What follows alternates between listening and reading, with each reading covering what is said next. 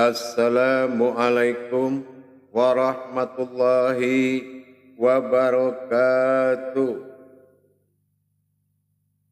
Alhamdulillahi rabbil alamin. Assalatu wassalamu ala asrafil anbiya'i wal mursalin Sayyidina wa maulana Muhammadin.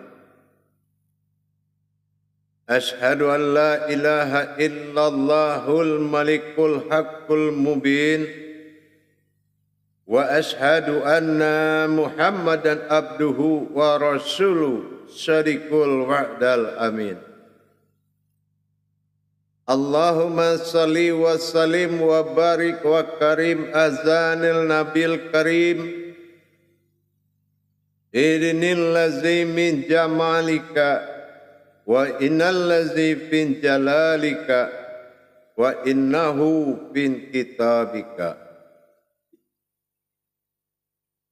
Bersyukur kita kepada Allah dengan mengucapkan alhamdulillahi rabbil alamin atas segala limpahan karunia, rahmah dan hidayahnya, serta dengan izinnya juga kita dapat menjalankan amanahnya, beramal, beribadah, zahir, batin, dunia dan akhirat.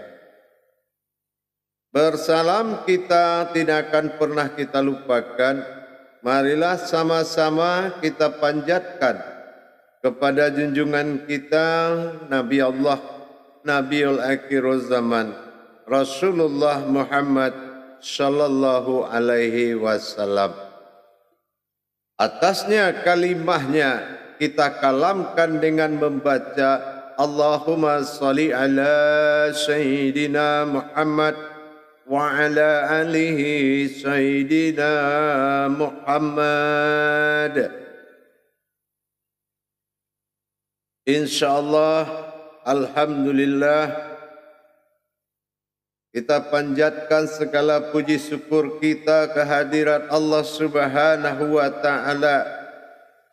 Bertemu lagi dengan saya, Guru Mursyid Syekh Nur Muhammad Buya Irwan Maulana Al-Khalidi dalam makom Majelis Dzikir Ma'rifatullah. Tentunya dalam channel kesayangan kita YouTube Buya Pasaman Timur, dalam rangka tolabul ilmi, berbagi ilmu dan wawasan. InsyaAllah pada pertemuan ini saya akan berbagi wawasan tentang memaknai daripada kalam sukun atau kekosongan yang dimaksud. Alam kosong atau kekosongan di mana titik kosong qiyammuhu binafsihi menjadi perhatian umat karena Allah berdiri sendiri. Jangankan satu wujud ada di sampingnya, sebuah perumpamaan saja seandainya ada di sampingnya maka akan binasa. Dalam hakikat penyampaian la ilah atau tidak ada Tuhan illallah selain Allah, perlu kita mencari memaknai hakikat syahadat tersebut. Dalam pandangan batin, apabila la ilah atau tidak ada Tuhan tidak disertakan oleh pandangan batin, maka benar-benar Tuhan itu tiada. Tapi kalau didasari oleh pandangan batin, maka yang dikatakan tidak ada Tuhan, la ilah itu tadi bukan suatu yang tidak ada. Di sini akan kita perdalam. Kalau mata batin kita tidak bisa menyaksikan asyhadu alla ilah, kalau kita tidak bisa menyaksikan dikala la ilah itu tadi, maka arti kata tidak ada Tuhan ini akan memang tidak ada. Akhirnya apa? Nyata niat ingin bertuhan, tapi kata kita tidak bisa menyaksikan di kalimat lam alif dikatakan tiada itu, maka akhirnya kita akan kehilangan Tuhan. Jadi kita bukan asal menyebut tidak ada Tuhan selain Allah, tapi kita harus meningkatkan ilmu pengetahuan kita. Yang dikatakan la ilah itu harus kita nyatakan ada. Kenapa ada makna kata la ilah? Apa hakikat daripada kata la ilah tadi? Jangan-jangan kita menyampaikan la ilah, maka Tuhan malah tidak ada, atau pengakuan tidak ada Tuhan. Nah, di sini kita harus menggali ilmunya, hakikatnya. Kita lihat la ilah, la, lam alif. Nah, ternyata dikala kita menyebut tidak, mata batin kita harus melihat kodrat lam alif. Nah, inilah yang dikatakan kalau tidak atau kosong atau disebut dengan sukun. Kalau kita tidak mencapai titik sukun, bukan mencapai Tuhan namanya. Kalau kita mencapai titik sukun, titik kosong, yang mana ada wujud di situ, maka itu dikatakan mencapai titik Tuhan. Tapi kalau kita tidak mencapai sukun dengan dua huruf ini, lam alis atau la, lam alif, maka ini tiadanya memang tiada. Mentiadakan Tuhan jadinya kalau mata batin tidak bersaksi tentang dua huruf. Apa yang dimaksud tidak ada. Inilah yang dikatakan dengan sukun. Para jemaah sekalian, dikatakan kosong bukan arti hampa tidak terlihat. Dikatakan kosong yang dimaksud oleh Allah bukan tidak ada sesuatu di dalamnya. Ingat, kata tiada itu atau tidak ada atau tiada itu adalah lam alif. Nah, ingat itu ya, ingat. Huruf hijaiyahnya ada lam alif di situ. Lam alif ini lam, makom, sukun, alif, sir. Nah, ini adalah pandangan batin kita menuju ke alam rahasianya Allah. Lam alif. Nah, kalau kita ingin belajar bagaimana kodrat lam alif, berarti kita ingat dulu, berwawasan. Kita lihat seperti tulisan al-maut. Di atas huruf waw itu ada sukun. Sukun itu artinya bulat. Bentuknya bulat, artinya itu adalah mati atau tiada. Nah, jadi kalau kita melihat wujud sukun atau tiada tadi, waw itu ada di bawahnya. Al-maut waw. Waw itu hu dia. Berarti dia itu wujud, ada. Sukun itu kosong, sir, alam rahasia. Nah, ini yang dikatakan alam batin. Jadi kalau kita kan sifat wujud dan maujud, wujud daripada sir adalah alam batin. Ini yang dinamakan wujud Allah dalam batin. Ada Allah dalam batin.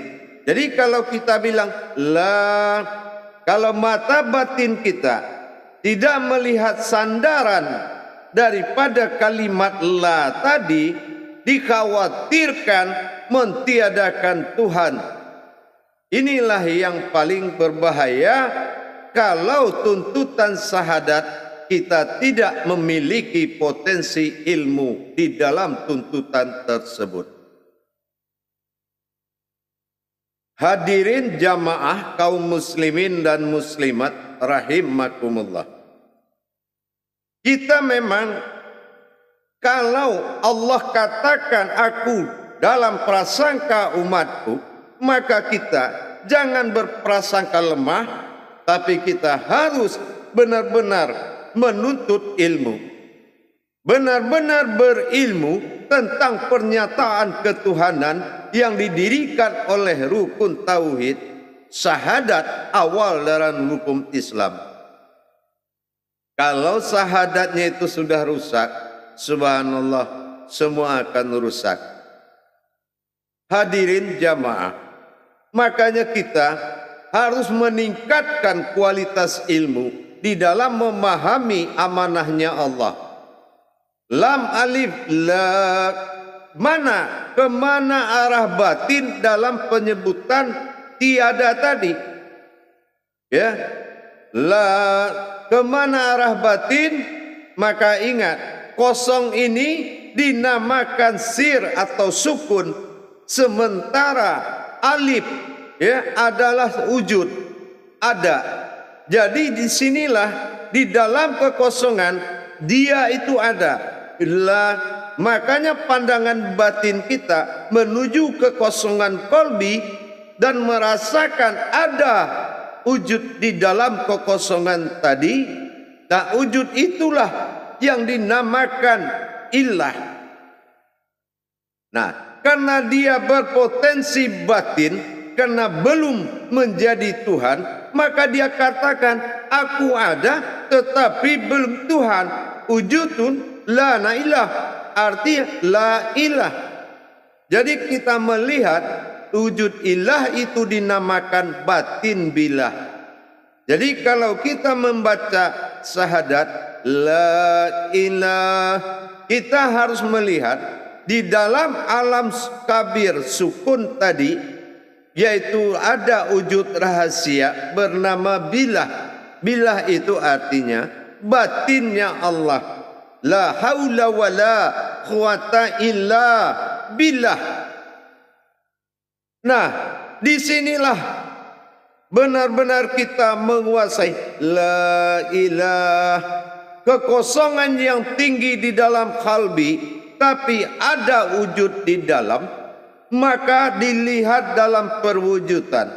La akan menjadi kabir dalam bentuk jasad. Itulah sukuniyah yang dikatakan berasal jasad dari alam lahunya Allah. Kalau semua sudah dikaji menjadi batin, maka dikatakan sukuniyahnya Allah adalah maujudullah yang bersifat alam. Karena apabila kita membaca la ilah, berarti wujudnya di situ adalah yang dikatakan dengan usuluddin. Belum ada cerita Tuhan dikala kita mengatakan la ilah. Dan tidak ada penceritaan tentang wujud Tuhan dikala kita mengatakan la ilah. Tetapi hadirnya mata batin menyaksikan bahwasan lam alif, yaitu yang dikatakan tiada tetapi hurufnya ada, berarti ada rahasia di situ. Lam sukun, alif ini adalah sir atau rahasia, disebut dengan dia. Dia ada, la ilah. Nah, di saat ilah inilah kita menyaksikan di dalamnya wujud dia itu adalah Tuhan, tetapi dia belum disembah karena dia belum menyatakan ketuhanannya. Sebelum dia mengatakan la illallah, kalau la ilaha illallah, kalau dia sudah maujud, barulah dia ingin dipanggil dengan nama Allah. La ilaha illallah, maka hadirlah dia menjadi asma yang ingin dipanggil Allah. Dialah, aku ingin menjadi Tuhan, maka kujadikanlah umat dan aku ingin dipanggil dengan nama Allah. La ilaha illallah. Karena Allah ingin bersembunyi di dalam marwahnya sendiri, maka Allah ingin setelah dia berasma Allah, maka dia ingin dipanggil dengan Muhammad. Allahu, aku Allah, Sayyidina, dan saya Muhammad. Nah, inilah dia ingin dipanggil dengan nama Muhammad karena kedaulatan dan ketinggian derajatnya. Sehingga tidak lancang orang berbicara dengan Allah, maka dia berkodrat kepada mim ha mim dal dan berupa-rupa dalam bentuk Adam. Inilah yang dikatakan Muhammad Rasul Allah, dan aku tiupkan kannya waruhi wal jazadi fil adama wal ba'dani fil Muhammadun. Nah, ini maka berupalah kepada Adam dan berkodratlah kepada Muhammad. Inilah yang membuat namanya Allah. Alif lam lam ha. Alif sir rahasia wujud, la tadi, lam kedua adalah sifat, inilah diri yang zat, lam kedua adalah asma, ini adalah panggilannya, dan af'al adalah gerakan, dan fi'il adalah yang menggerakkan. Af'al inilah kehidupannya. Jadi kalau kita menyebut la ilaha illallah, dari tiada wujud, ada wujud, dan maujud. Jadi kalau dia ada wujud, berarti pembacaan la ilah itu ada. Bolehkah kita mengatakan tiada atau tidak ada, tetapi batin kita melihat dia wujud, yaitu ada. Inilah buktinya, yaitu lam alif tadi. Kalau lam alif, alam daripada sukun daripada sir, atau dia ada dalam kekosongan al maut, wow, hu dia dalam mejan tasawuf dan tauhid, dan dilihat sukun ada di atasnya, berarti mati. Di alam kosong itu hanya ada dia dengan sifat qiyammuhu binafsihi. Jadi begitu jemaah, kita tidak mau ada prasangka manusia atau umat mentiadakan Tuhan. Karena masih banyak di luar sana memperalat kalimat itu. Tuhan gak ada. Sambil bercanda-canda, Tuhan tidak ada, yang ada Allah. Jadi itu tidak boleh dijadikan bahasa gurauan atau bahasa keyakinan yang menghilangkan.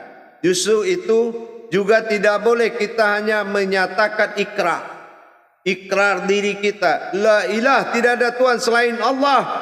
Tidak ada, berarti Allah ini adalah suatu sebutan. Berarti jangan ditunggalkan.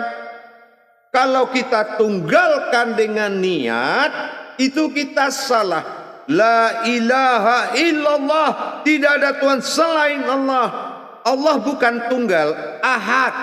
Allah bukan wahid. Di situ aftar. Ya, dia ada dengan kesempurnaannya.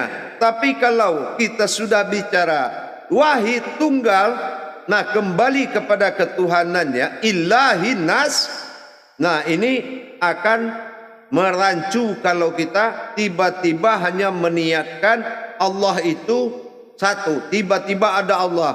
Nah ini sudah ada usuluddin, kita harus kaji ke usuluddinnya agar terjadi penyempurnaan niat. La ilaha illallah.